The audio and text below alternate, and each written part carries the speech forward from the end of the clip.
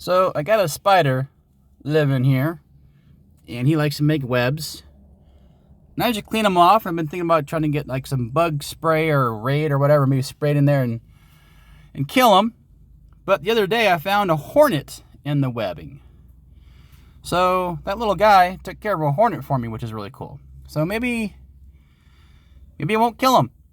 Maybe I'll just let him sit there and I'll just occasionally clean out the webs every now and then. I mean, I don't see him. He didn't bug me. So, right? No harm, no foul.